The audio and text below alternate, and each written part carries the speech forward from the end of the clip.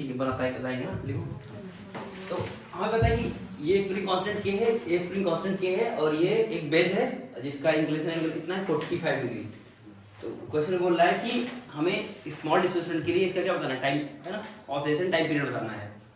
इसको तो इसको अगर इसको मैं ऐसे खींचूंगा ना, इधर अगर मैं x खींचूंगा, ठीक है, होगा ये स्प्रिंग x दब जाएगी, तो ये स्प्रिंग फोर्स कितना लगाएगा, देखो यार, अगर इस वाले को मैं ऐसे x खींचा इधर साइड तो ये कितनी दब जाएगी, x दब जाएगी, तो कितना फोर्स लगाएगा इस पे kx। अच्छा ये वाला कितना खींचेगा, ये x नहीं खींचेगा, कुछ और खींचेगा। हाँ मतलब ये x नहीं खींचेगा ना, देखो अगर तुम इसको x खींचोगे तो ये x थोड़ी खींचेगा, ये कुछ और खींचेगा, ठीक है ना। तो ये जितना खींचेगा उतना ही फोर्स क्या होगा, इधर लगाएगा, तो इसका जो ये वाला कंपोनेंट होगा वो काम का होगा। यानी मुझे नेट फोर्स निकालना है, क्या निकालना है, जब इसको मैं x खींचूंगा तो ये कितना दबेगा x, तो ये कितना लगाएगा फोर्स इधर kx। अच्छा ये कितना खींचेगा, तो बोल सर ये वाला, तो ये आगे x खिसकेगा, लेकिन ये वाला जो स्प्रिंग होगा कंपोनेंट में कुछ खिसकेगा, तो उसके अकॉर्डिंग क्या आएगा, ये फोर्स लगाएगा इधर, ये इधर खींचेगा तो फोर्स लगाएगा उधर, उसका ये कंपोनेंट इधर आएगा, तो नेट फोर्स क्या आएगा, ये वाला फोर्स और ये वाला फोर्स का सम। तो एक्स्ट्रा फोर्स निकालने का ट्राई करो, ठीक है ना। तो इसी में मैं सॉल्यूशन बना रहा हूँ ना, तो सुनना ध्यान से, क्या हो जाएगा कि अगर मान लो ये पूरा कुछ x खिसक गया, तो ये ऐसा करके ये यहाँ आ जाएगा ना, इंक्लाइन ये वाली ऐसे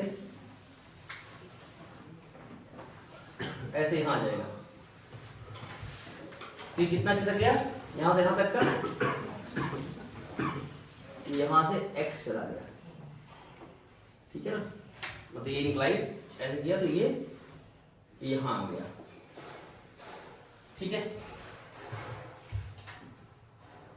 तो यहाँ से यहाँ तक की ये दूरी कितनी है, ये दूरी से ये इस पॉइंट पे होगी, ये भी कितनी होगी, x की होगी ना, ये कितनी होगी, x होगी, ठीक है। तो हमें बताना है कि ये देखो ये स्प्रिंग कहाँ पहुंच जाएगा, ये वाला स्प्रिंग यहाँ पहुंच जाएगा ना, यहाँ पर ये वाला स्प्रिंग यहाँ अटैच है ना यार, तो ये कहाँ पहुंच जाएगा, यहाँ। तो इसका मतलब ये कितना खींचा, इतना। अब तो ये एंगल कितना है 45, तो ये भी कितना होगा 45, और ये भी कितना होगा 45।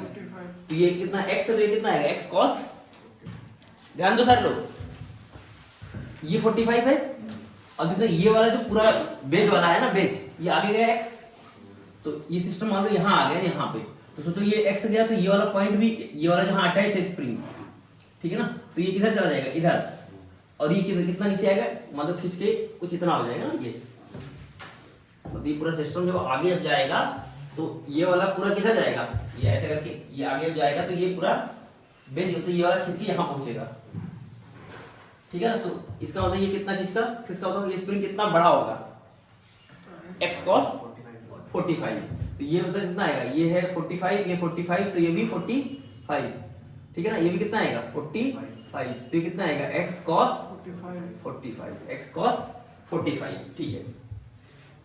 तो अगर मैं बोलूं कि एक्स्ट्रा फोर्स कितना है ना, तो अभी यहाँ मैं बना रहा हूँ ना फिर से एक बार इस डायग्राम को, तो ये बेज है, तो स्प्रिंग फोर्स इधर कितना लगाएगा, स्प्रिंग फोर्स kx लगाएगा, और इधर कितना लगेगा, इधर बोलो ये देखो ये दबा कितना spring x cos 45, x cos 45 मतलब x by √2 कितना x by, तो ये इस पे स्प्रिंग फोर्स किधर लगेगा, इधर लगेगा ना, इधर, क्योंकि ये खिंच गया तो फोर्स किधर लगेगा, उधर, तो कितना लगेगा kx by √2, लेकिन हमारे काम में कौन सा है, इधर वाला, तो ये वाला कंपोनेंट कर दो, ठीक है ना, तो इसके हॉरिजॉन्टल कंपोनेंट कर दो ऐसे तो ये 45, ये 45, तो ये भी कितना आएगा 45, तो ये कितना आ जाएगा kx by √2 cos 45।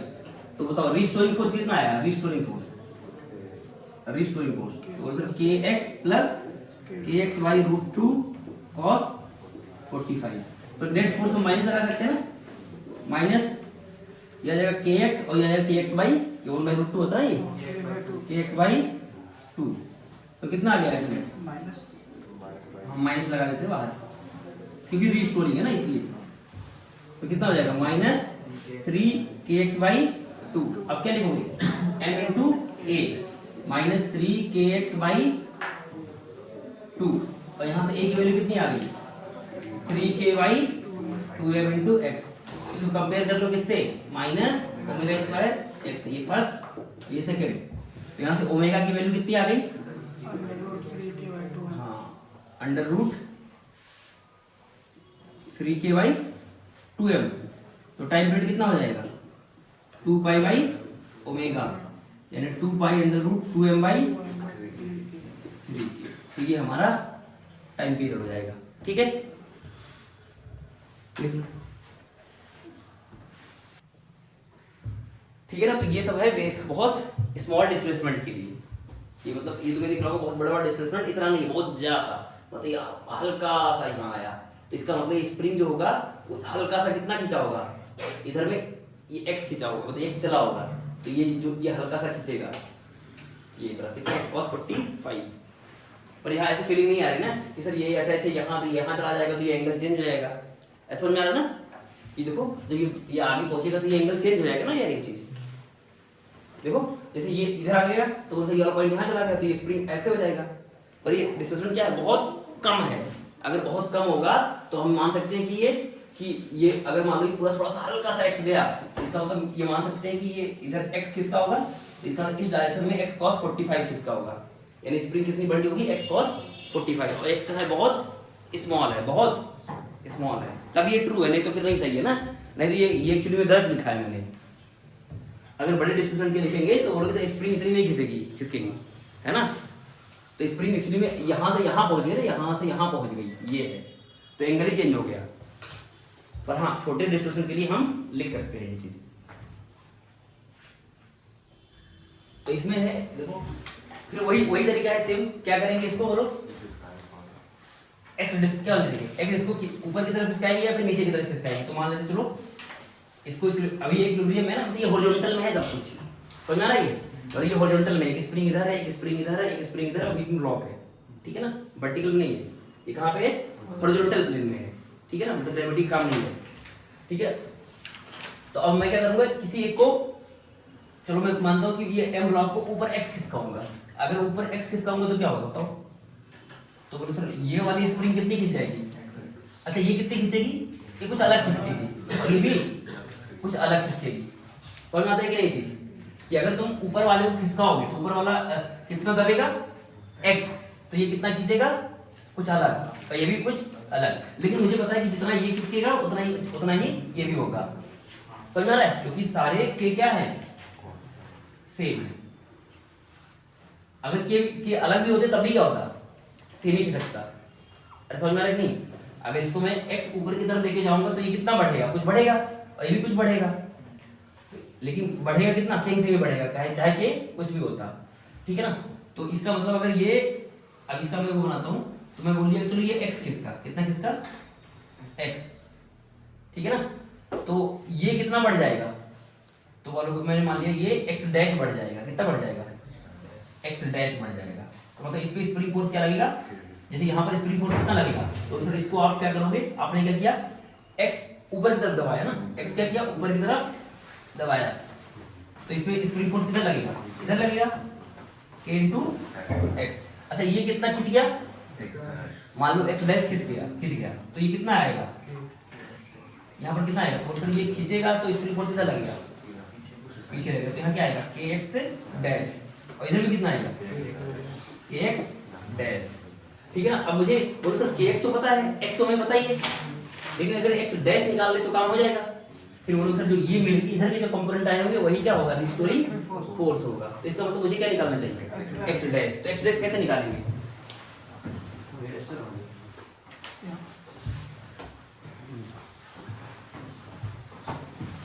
ठीक है,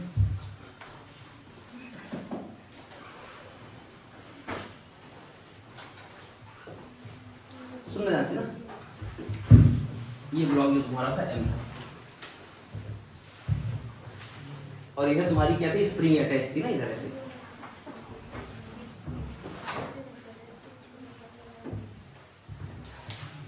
अच्छा मतलब ये सारे एंगल कितने कितने होंगे, अरे पूरे 120 है ना ये, तो ये कितना होगा, 60 होगा ना, ये कितना हो जाएगा 60, यानी हमारे काम का कौन सा है, तो सर kx प्लस के एक्स कॉस 60 और के एक्स डैश कॉस 60 और के एक्स डैश कॉस 60। यानी नेट फोर्स क्या है, के एक्स प्लस 2 के एक्स डैश कॉस 60। समझे? यानी अगर मैं एक्स डैश निकाल ले तो हमारा काम हो सकता है ना। तो सुनना ध्यान से, हमने क्या बोला कि वो वाला ब्लॉक एक्स ऊपर चला गया, तो ये ऐसे हो जाएगा ना, ऐसे करके ऐसे यहां पर। अच्छा ये वाला ब्लॉक कितना गया, एक्स डैश गया, कितना गया, एक्स डैश। तो सोचो ये वाला जो स्प्रिंग था कितना खींचा, एक्स डैश खींचा, तो इसका मतलब ये कुछ ऐसे बढ़ के ये हो गया होगा। तो यहां से अगर मैं परपेंडिकुलर डालूंगा ना, देखो ध्यान से, ये वाला पॉइंट यहां पर ना, तो ये वाला पॉइंट यहां पे, ठीक है। तो ये बढ़ के कुछ हो गया होगा, लेकिन कितना बढ़ा होगा, तो देखो ये वाला कितना बढ़ा, ये बढ़ा कितना, ये वाला ये बढ़ा नहीं, एक्चुअली में कंप्रेस हो गया। और ये बढ़ेगा कितना, तो मतलब यहां से परपेंडिकुलर डाल दे, क्या डाल दे, यहां से क्या डाल दे, परपेंडिकुलर। तो ये कितना होगा, एक्स डैश होगा, कितना होगा, एक्स डैश, ठीक है। और ये एंगल कितना होगा इनके बीच का, ये कितना होगा, 60। तो इसका मतलब मुझे क्या निकालना है, एक्स डैश निकालना है। क्या निकालना है, एक्स डैश, है ना। ये यहाँ पर ब्लॉक था और ये वाला यहाँ हो गया, तो ये एक्स डैश निकालना है। एक्स डैश ये है ना, तो कैसे निकालोगे, तो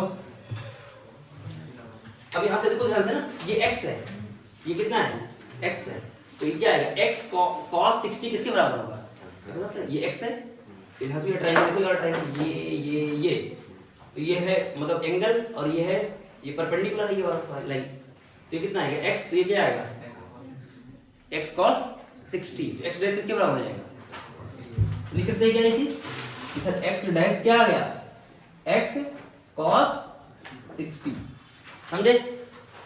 अब ये इसका तुम्हारा जो नेट फोर्स आएगा वो कितना आएगा, नेट फोर्स, रिस्टोरिंग फोर्स कितना आएगा, जल्दी से, रिस्टोरिंग फोर्स कितना आएगा, तो सर के एक्स तो था ही प्लस के एक्स डैश cos 60, के एक्स डैश cos 60, तो क्या लिखोगे, 2 के एक्स डैश cos 60, और के एक्स डैश कितना है, मतलब एक्स डैश कितना है, तो यहाँ रख दो, तो रिस्टोरिंग फोर्स कितना आ जाएगा, के एक्स प्लस 2 के एक्स डैश कितना है, एक्स cos 60 और फिर cos 60, तो सारी वैल्यू पुट कर दो, कितना आएगा के एक्स 2k और ये जाएगा x, और cos 60 कितना होता है 1/2, और ये भी 1/2, तो कितना आएगा सॉल्व करके, रिस्टोरिंग फोर्स बोलो, 3kx/2, तो इसका मतलब हमारा जो नेट फोर्स आएगा वो किसके बराबर होगा, माइनस 3kx/2, तो इसको किसको लिख दो, m इंटू ए, माइनस 3kx/2, तो a कितना आ गया, 3k/2m इंटू एक्स, कंपेयर कर लो किससे, माइनस ओमेगा स्क्वायर एक्स से, बस आ गया। तो यहाँ से ओमेगा की वैल्यू कितनी आ गई, √3k/2m, तो टाइम पीरियड क्या हो जाएगा, 2π/ओमेगा, यानी 2π√2m/3k, तो ये हमारा टाइम पीरियड हो गया, समझे क्या ये चीज, तो सेम ही आया ना, अरे बाई चांस सेम आ गया, ठीक है। एंगल अगर अलग होता तब अलग आता, जैसे वहां पर मान लो कुछ एंगल और होता, जैसे मान लो ये एंगल मान लो कुछ और देता मैं, इनके बीच का एंगल यहाँ स्प्रिंग करता है ऐसे, कुछ और आता, पर हाँ मेथड ऐसे करना है, ठीक है। तो ये मतलब जेई में आया हुआ क्वेश्चन से, देखो time period of SHM,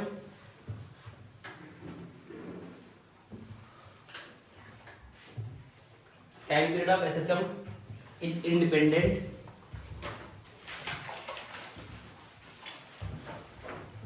time period of SHM is independent of presence or absence of constant force, हाँ, time period of SHM is independent of presence or absence of constant force, presence or absence of constant force। Next करते हैं,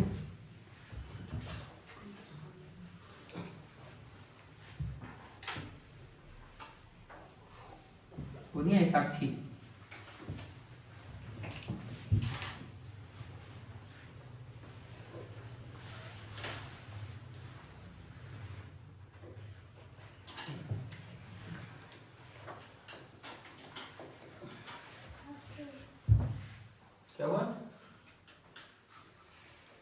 बताते हैं ना, ये question फिर से है, एक ब्लॉक ऐसे,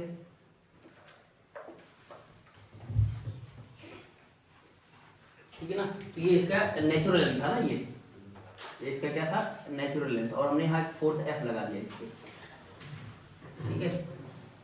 तो लिखो क्वेश्चन, लिखो find amplitude of oscillation, find amplitude of oscillation for this case, है ना, ठीक है ना। क्या लिखना, find amplitude of oscillation and mean position.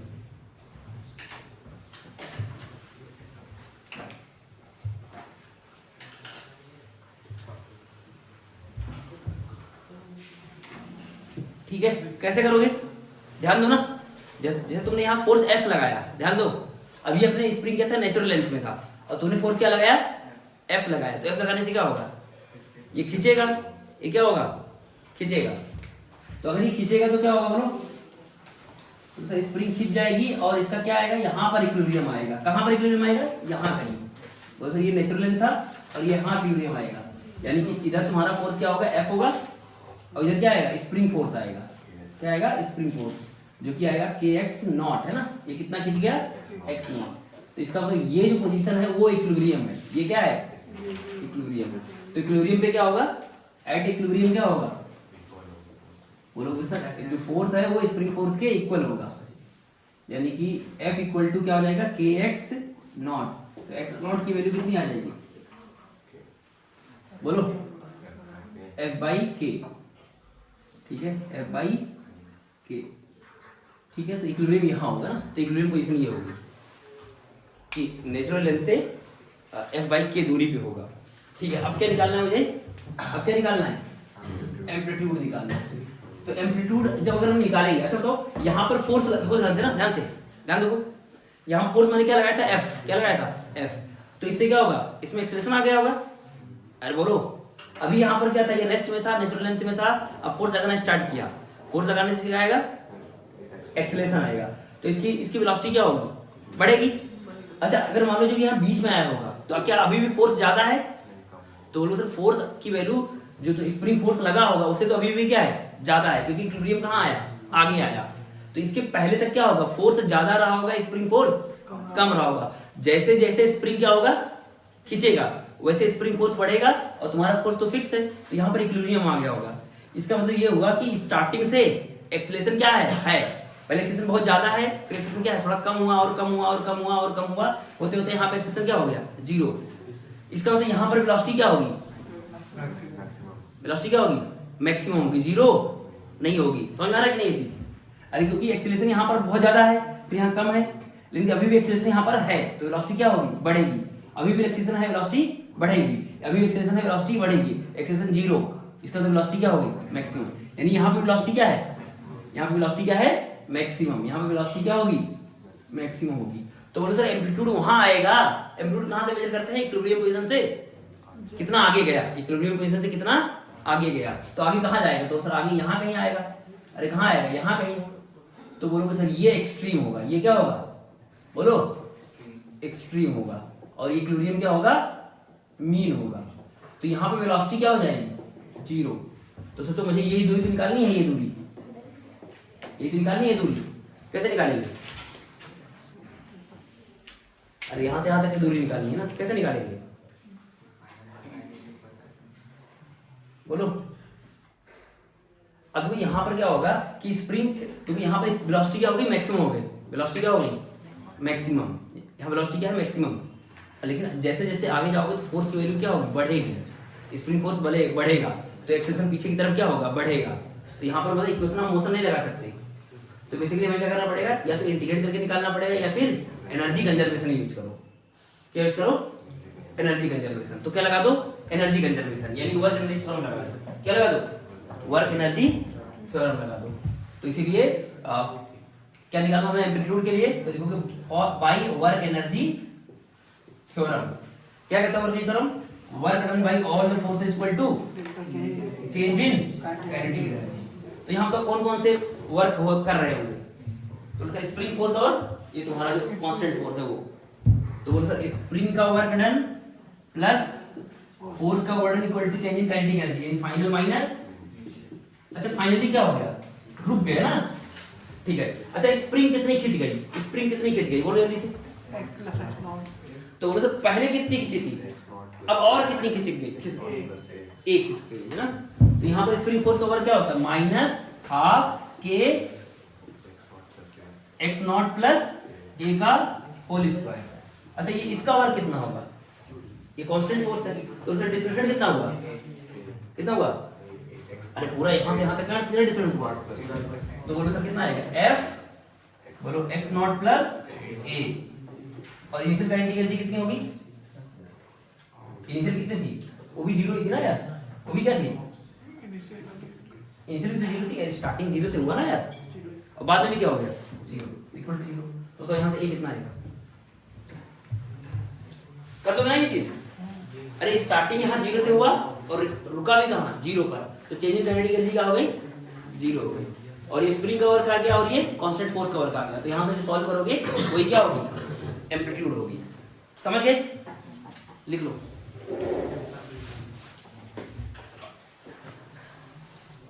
To F by के, अगर तुमसे कोई बोले, ध्यान दो, अगर तुमसे कोई बोले कि मैक्सिमम एक्सटेंशन का स्प्रिंग कितना होगा, तो बोलो सर यहां से यहां तक का एक्स नॉट और ये पूरा, और ये ए कितना आया, एफ बाई के ही आ गया, तो इसका मतलब क्या हो गया, डबल, यानी इक्विलिब्रियम जितने पे है ये एफ बाई के का डबल यानी टू एफ बाई के, यानी मैक्सिमम एक्सटेंशन कितना आएगा, टू एफ बाई के, है ना। तो यहाँ लिख सकते हो ना कि maximum extension in the spring,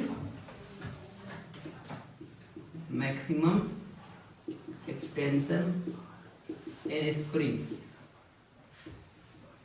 यानी कि एक्स मैक्स, तो कितना आएगा, तो बोलो सर वही x not plus A, solve करोगे तो टू एफ बाई के आएगा,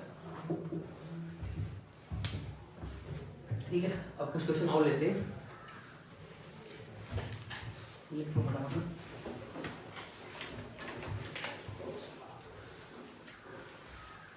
क्वेश्चन है कि टू मास सिस्टम के लिए ना, टू मास सिस्टम,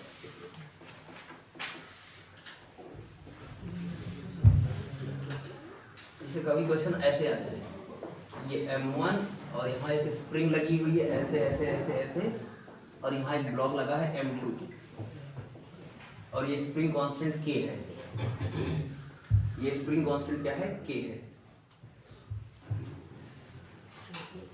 और इनकी बीच की दूरी मान लेते हैं कुछ है ना, स्प्रिंग जो लेंथ है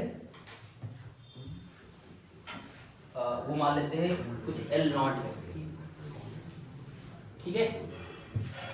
तो हमें क्या करना है, इस केस में भी इसका टाइम पीरियड ऑफ ऑसिलेशन निकालना है ना। तो इसमें क्या होगा कि अगर तुम किसी को खींच दोगे ना ऐसे, तो ये क्या होगा, ऐसे ऐसे ऐसे ऐसे क्या होगा, ऑसिलेट करेंगे, है ना। तो इसका क्या निकालना है, टाइम पीरियड ऑफ ऑसिलेशन।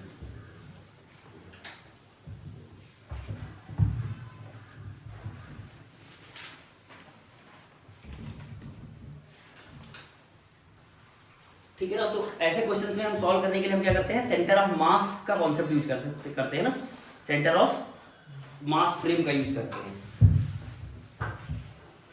तो हम क्या करेंगे, इसको सॉल्व करने के लिए इसके सेंटर ऑफ मास पे जाएंगे ना, ठीक है ना। तो सेंटर ऑफ मास कहाँ होगा बोलो यदि, इनके बीच में कहीं पे होगा ना, बीच में, यहां नहीं मानो सेंटर ऑफ मास होगा, ठीक है ना। अच्छा सेंटर ऑफ मास की लोकेशन निकाल सकते हैं ना, सेंटर ऑफ मास की लोकेशन, जैसे मान लो यहां से यहां तक की दूरी मान लेते हैं L1 होगी, तो यहां से यहां तक की दूरी कितनी होगी, L2 होगी। तो L1 कैसे निकालोगे, L1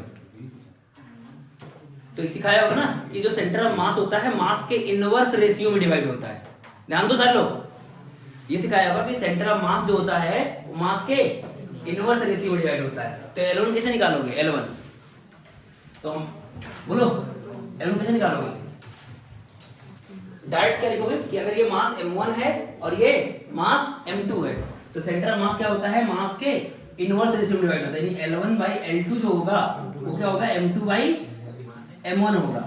तो सेंटर ऑफ मास यहाँ है, तो डायरेक्ट क्या बोलोगे कि सर L1 क्या हो जाएगा, तो बोलो उसको मिलेगा m2 पार्ट, कितने पार्ट में से, m1 प्लस m2 में, और क्या मिलेगा, जो दूरी है एक्चुअल में, एक्चुअल दूरी कितनी थी, L0, ऐसे ही L2 कितना आएगा, m1 upon m1 plus m2 into L, ये आ गया सेंटर ऑफ मास, ठीक है ना, ये इसका क्या गया, सेंटर ऑफ मास। अच्छा अभी अगर बोलो कि इस पूरे सिस्टम पर कोई बाहरी फोर्स नहीं है, अच्छा ये सरफेस कैसा है, स्मूथ है, तो अगर मान लो कोई बाहरी फोर्स नहीं है तो सेंटर ऑफ मास पे फोर्स कितना है, 0 है, तो सेंटर ऑफ मास का एक्सेशन क्या होगा, 0 होगा, ठीक है ना।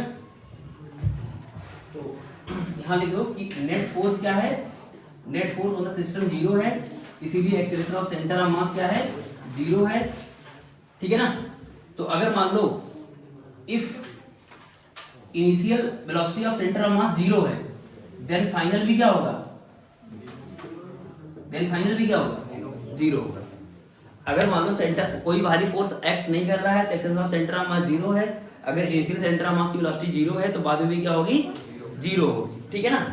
तो ये हम कर लेंगे, इसका मतलब सेंटर ऑफ मास क्या है, रेस्ट में, सेंटर ऑफ मास क्या है, रेस्ट में है।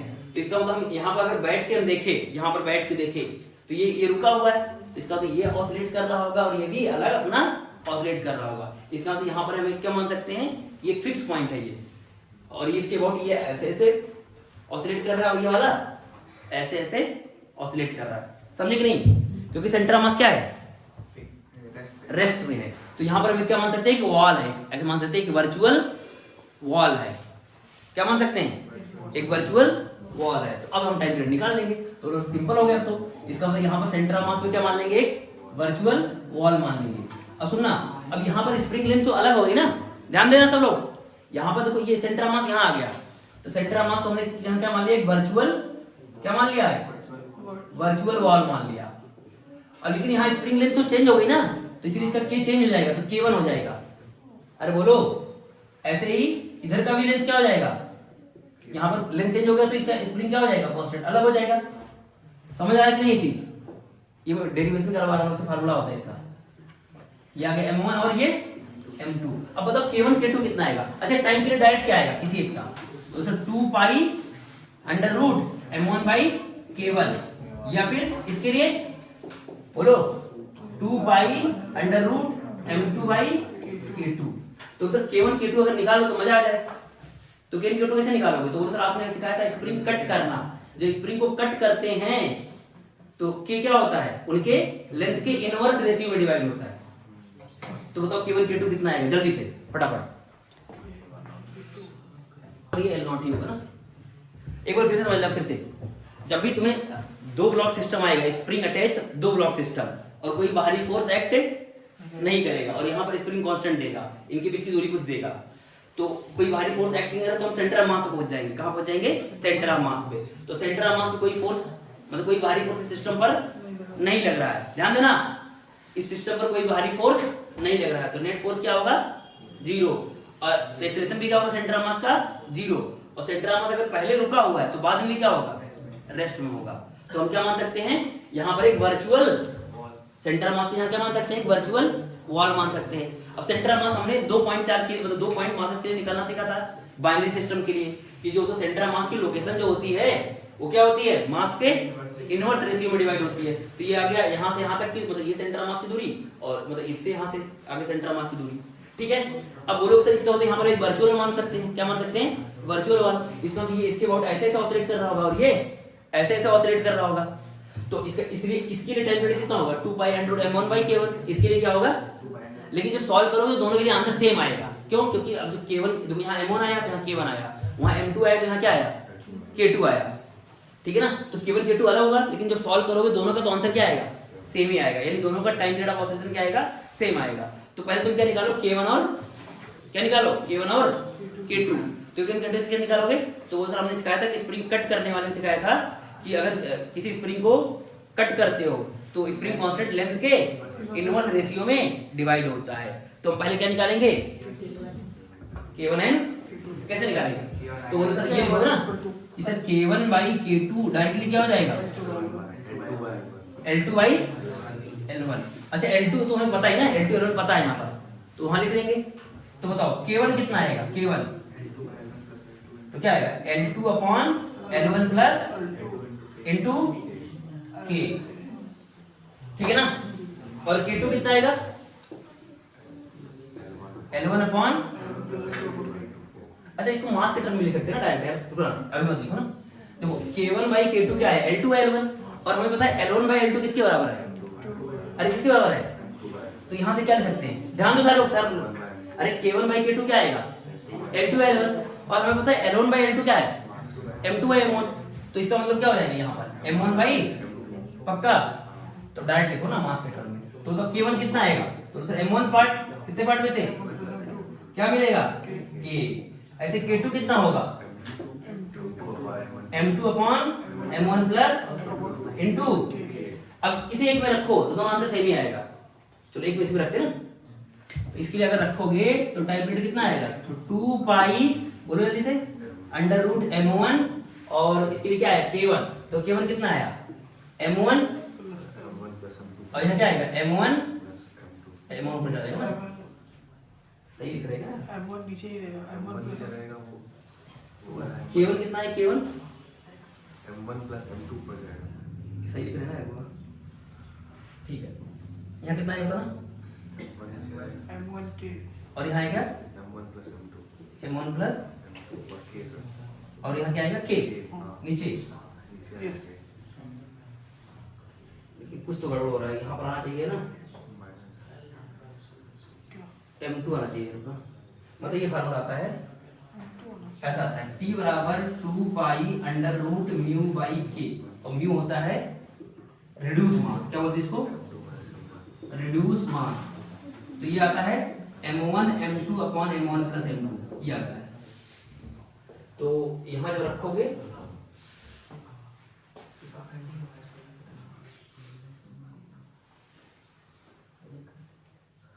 कुछ लोग हो रहा है,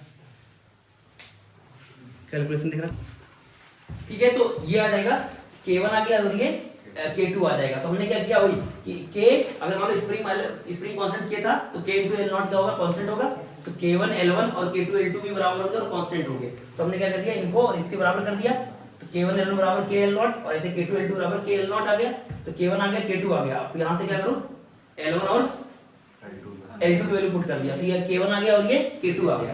अब टाइम पीरियड क्या सिखाया था, ये तो डायरेक्ट मैंने रिजल्ट लिखा था, तो टाइम पीरियड अब क्या हो जाएगा बोलो, हाँ, तो अब बोल सकते हो इसके अबाउट क्या कर रहा है, ऑसिलेट कर रहा है, तो किसी एक के लिखो तो 2 पाई, किसी एक के लिखो ना 2 pi under root M1 by K1, ठीक है, तो 2 pi under root M1 K1 कितना है ये, तो यहाँ क्या आएगा M1 प्लस M2 K, और यहाँ क्या जाएगा M2, तो इसको लिख सकते हैं T बराबर 2 pi under root mu by K, जहां पर म्यू क्या कहलाएगा, हाँ वेयर म्यू इज, तो इसका तो सबके लिए सेम ही आएगा, क्या जाएगा M1, इसको बोलते हैं रिड्यूस मास है ना, M1 M2 upon M1 plus M2, इसको बोलते हैं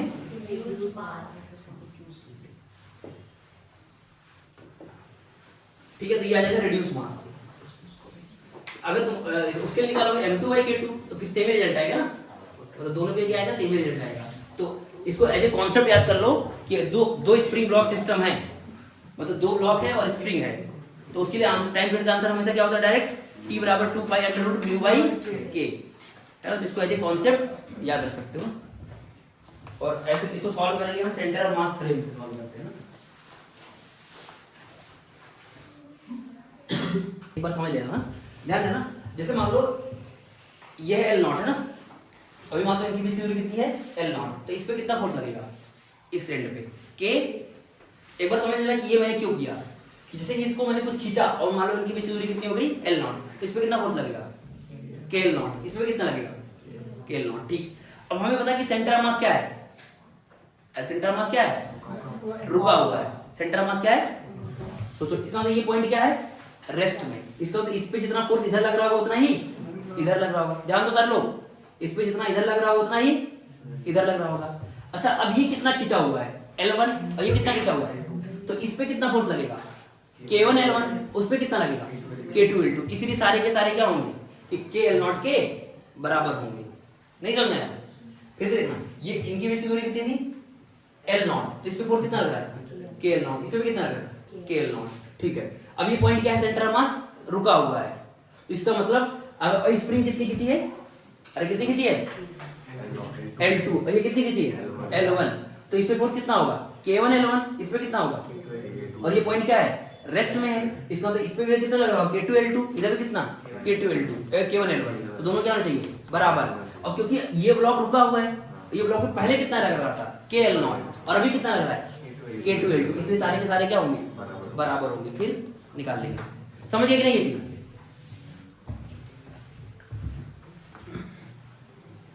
ठीक है ना? तो इसी में टू ब्लॉक सिस्टम में कुछ क्वेश्चन दिए हैं, देख लो एक बार।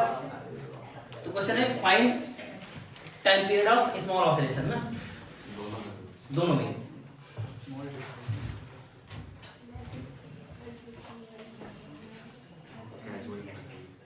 क्वेश्चन क्या है? Find time period